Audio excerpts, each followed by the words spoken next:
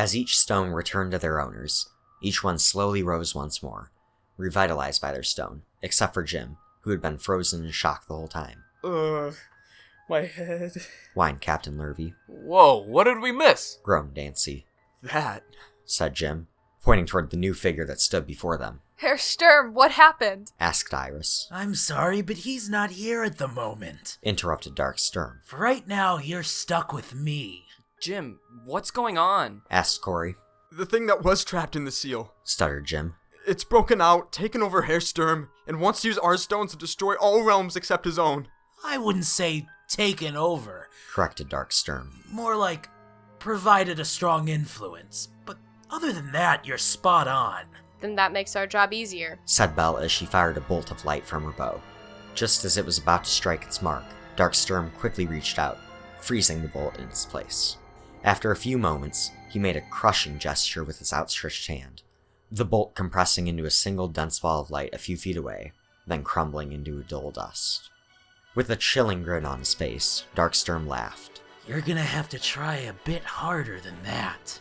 He brought the outstretched hand closer, then snapped his fingers, disappearing from where he was standing and reappearing right behind Belle. He summoned a shadowy blade from the dark aura that surrounded him and brought it down to strike Belle, leaving her barely enough time to activate her valiant blade and block the blow. Dark Sturm went to continue to hack and slash at the architect, but was interrupted by the blade of Captain Lurvy. Growing a second blade out of the other end of the first, Dark Sturm pressed his attack on both Belle and Lurvy, the two desperately parrying each blow from the whirling blade slashing at them, until eventually Dark Sturm managed to knock the weapons out of both the heroes' hands. Just about when he was about to finish them off, Dark Sturm was knocked off balance by an airborne kick from the gremlin. Before Dark Sturm could get back up on his own, Dancey picked him up himself, threw Sturm back on the floor, and was about to slam into him elbow first, but was blown aside by a telekinetic push from Sturm, who then quickly returned to his feet. The gremlin and Dark Sturm traded blows for a few moments before Sturm managed to knock the gremlin's feet out from under her. He was about to deliver a hard stomp to the gremlin's head before he was hit by a sonic blast, courtesy of Jim. Right when Dark Sturm was about to return the favor with a telekinetic blast of his own, he was stabbed in the back multiple times by Cory. But before Cory could get away, Dark Sturm grabbed him, then sent him flying towards Jim. Dark Sturm then found himself hit with a huge torrent of water, coming from none other than Iris herself. This torrent knocked Dark Sturm back a few meters, but right when he was about to get back up, he found himself unable to move. He was now stuck to a wall of the shrine in a seal of ice around his torso. Before he could free himself, vines sprout forth from the wall and wrap themselves around one arm, the other arm bound by bits of metal twisted and magnetized to a wall.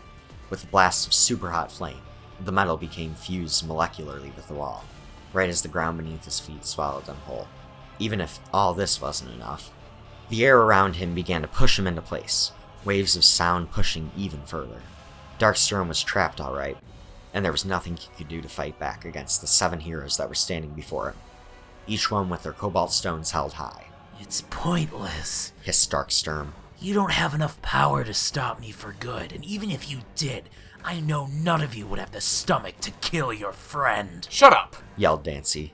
But he's right. Sighed Jim. Without all 8 stones, we can't seal him back up. And what about Herr Sturm? Perhaps I can be of assistance, came a voice from the entrance of the shrine. When the heroes turned to see who it was, they saw Ubel, holding the Sagacity Stone.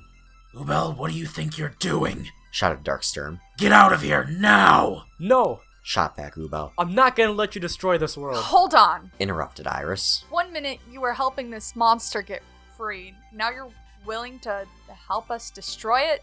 Why? Well, I didn't know what I was doing would set him free. Sighed Ubel. And while I was taking these stones, I saw how vast and wonderful this world is, and I don't want to see it destroyed. So what's your plan? Asked Jim. Well, I don't know much about the stone, admitted Ubel. But from what it's shown me, I think I can bring Nissago back out from Herr Sturm. After that, if we use all the power of the stones, I think we can destroy him and the Shadow Realm for good. After a couple moments, Belle broke the silence, saying, I mean, it's worth a shot, right? Once all 7 heroes had agreed, Ubel placed the Sagacity Stone in one of his mechanical hands and stretched it out towards the captive Dark Sturm. As Ubel struggled to move his hand to the side, the darkness inside and around Dark Sturm began to gravitate towards where Ubel's hand was pointing. Nissagal's consciousness moved with it, howling in pain. After the deity was completely removed from Sturm, who then went completely limp, he began to open a rift to the Shadow Realm in a last-ditch attempt to escape, but to no avail. With all 8 Cobalt Stones in their possession, Ubel and the 7 heroes sent beams of pure elemental energy towards the deity, vaporizing him in a burst of light. Alright, we took care of that. Said Cory. But what about the Shadow Realm? Feed me with the energy from the stones. Answered Ubel. Then I'll go in and destroy the realm myself. But what about you? Asked Iris. Sighed Ubel. I'll be destroyed with it. No, there must be another way. There isn't. Nisigo was wrong about me. I wasn't made to break him free. I was made to put an end to all things dark. The Sagacity Stone has made that much clear. Reluctantly, each hero imbued Ubel with as much power as the Cobalt Stones would allow. Audacity, patience, sincerity, fortitude, kindness, valor, tenacity, and sagacity. Ubel was now filled with all these things, and with a determined nod, he flew deep into the rift, imploding and sending a massively destructive shockwave throughout the Shadow Realm. The heroes left to watch the realm fall apart as the rift closed for the last time.